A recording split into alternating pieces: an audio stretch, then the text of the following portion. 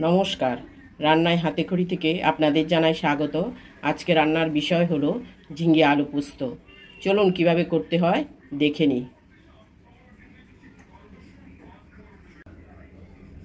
ঝিঙে আলু পোস্ত করার জন্য আমি এখানে নিয়ে নিয়েছি প্রায় 600-650 গ্রাম ঝিঙে, আর নিয়েছি দুটো আলু, নিয়েছি কালো জিরে, গার্নিশিংয়ের জন্য কয়েকটা কাঁচা লঙ্কা, আর পোস্ত বেটে নিয়েছি। এখানে 3 চামচ পোস্ত, ছোটো চামচের 3 চামচ পোস্ত আর 4টে কাঁচা লঙ্কা দিয়ে পেস্ট করে নিয়েছি। আমি এখন ঝিঙেগুলোকে সুন্দর করে চেঁচে ধুয়ে তারপরে কেটে নেব। আলুটাকেও খোসা ছাড়িয়ে কেটে ধুয়ে নেব। আপনাদের ঝিঙেটা এখানে বেশি দিতে হয়, যেহেতু ঝিঙে আলু পোস্ত, আলুটা কম দিই, আলুটা একটু কম দেব। আপনাদের ইচ্ছে হলে আলু একটু বেশি দিতে পারবেন, কিন্তু ঝিঙের থেকে বেশি দেবেন না, তাহলে এটা মানাবে না, এটা আলুর তরকারি হয়ে যাবে। আমি এখন ঝিঙেগুলো চেঁচে ধুয়ে কেটে নিয়ে আসছি।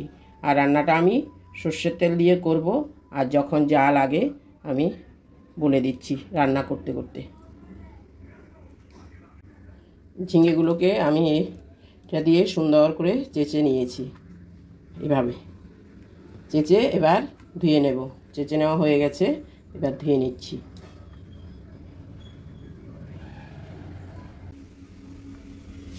আমি ঝিঙে আর আলুগুলো কেটে নিয়েছি। এগুলো চেঁচে তারপর সুন্দর করে ধুয়ে তারপরে কেটেছি। ঝিঙে আমি কাটার পরে আর ধুই না, কারণ একটু জল জলে সবজি তো, কাটার পরে ধুলে এতে অনেক জল সাফ করে নেয়। আর আলুগুলো কিন্তু আমি কেটে তারপরে ধুয়েছি, আলুর মধ্যে অনেক কষ থাকে, সেই জন্য। এখন আমি রান্নাটা করব। ঝিঙে আলু প্রায় সেম সাইজ করে কেটেছি, কারণ ঝিঙে তাড়াতাড়ি সিদ্ধ হয়ে যাবে, সেই জন্য আলুগুলো একটু ছোট করেই কেটেছি। এখন আমি রান্নাটা শুরু করছি। কড়াই বসিয়েছি, কড়াইতে দিয়ে দিচ্ছি সর্ষে তেল।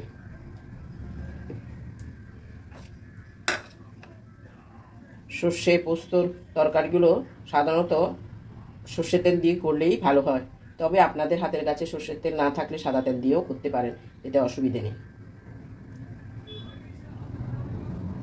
তেল গরম হয়ে গেছে, দিয়ে দিচ্ছি কালো জিরে।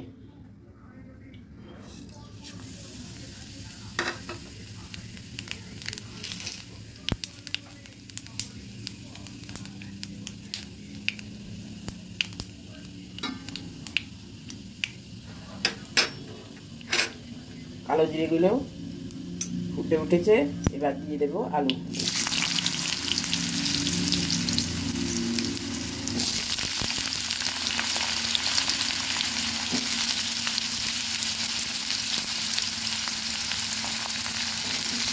আলুগুলো ভেজে নেব।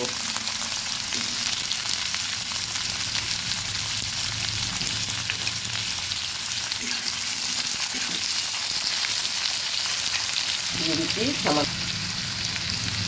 সামান্য একটু নুন।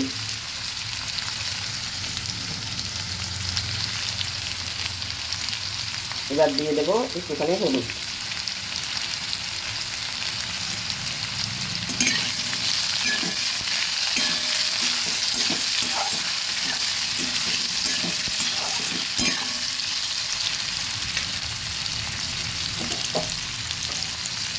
সেদ্ধ হওয়ার জন্য আঁচটা একটু কমিয়ে ঢেকে দিচ্ছি।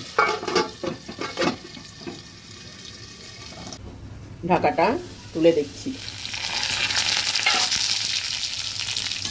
হ্যাঁ, আলুগুলো অনেকটা ভাজা হয়ে এসেছে। আমি এর মধ্যে আরও 2-1 বার নেড়ে দিয়েছি। এবার আস্তে করে দিয়ে দেবো ঝিঙেগুলো।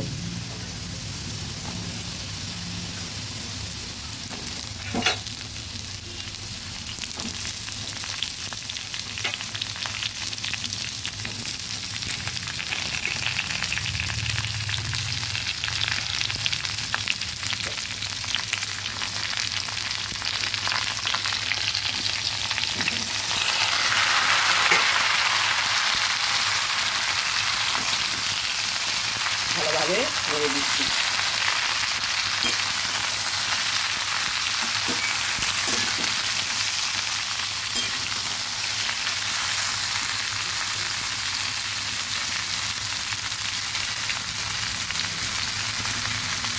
এবার দিয়ে দেবো পরিমাণ মতো লবণ।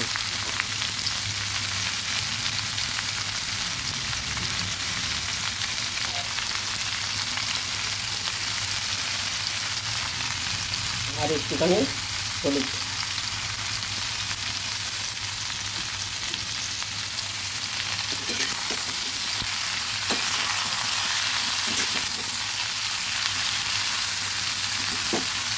ভালোভাবে নুন হলুদকে দিয়ে আলুর সঙ্গে মিশিয়ে নেড়ে দেবো।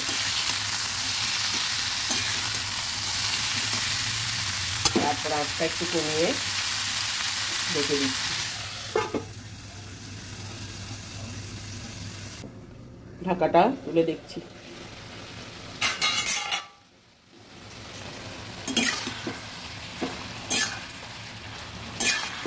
ঝিঙে থেকে জল বেরিয়েছে।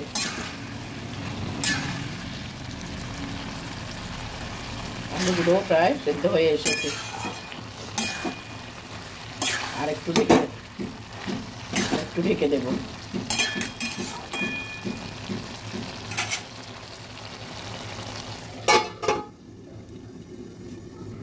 ঢাকাটা তুলে দেখছি।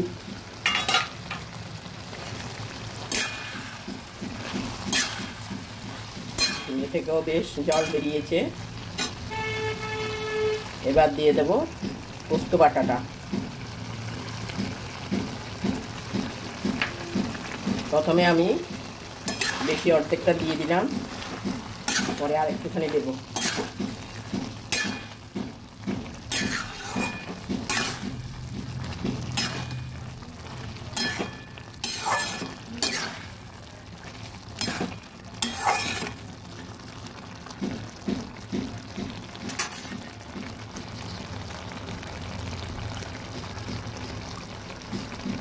আর যেটুকু ছিল ওর মধ্যে একটু জল দিয়ে আমি দিয়ে দিলাম। জল আমি বেশি রাখবো না, তবে সেদ্ধ হওয়ার জন্য একটু দিয়েছি।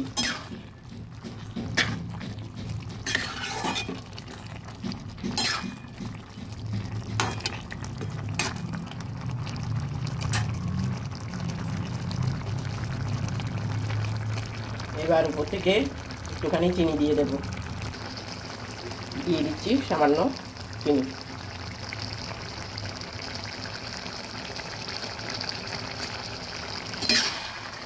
দেখুন কত সুন্দর হয়েছে, মাখো মাখো। আমি আর বেশিক্ষণ রাখবো না।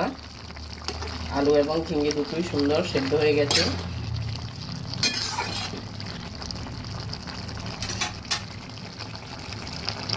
উপর থেকে দিয়ে দিচ্ছি কয়েকটা কাঁচা লঙ্কা।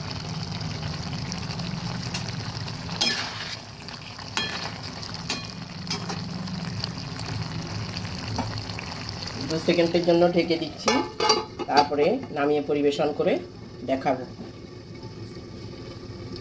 আমার ঝিঙে আলু পোস্তটা সম্পূর্ণ রেডি হয়ে গেছে। আমি পরিবেশন করে দেখালাম। দেখুন কত সুন্দর হয়েছে, মাখো মাখো। আমি বিশেষ ঝোল রাখিনি।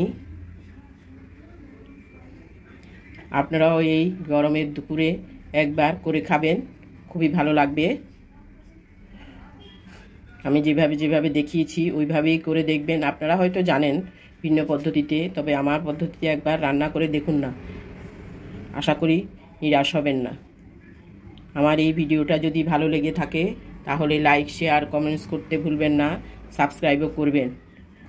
আজকের জন্য এখানে শেষ করছি। সামনে দেখা হবে নতুন কোনো রেসিপি নিয়ে। ধন্যবাদ।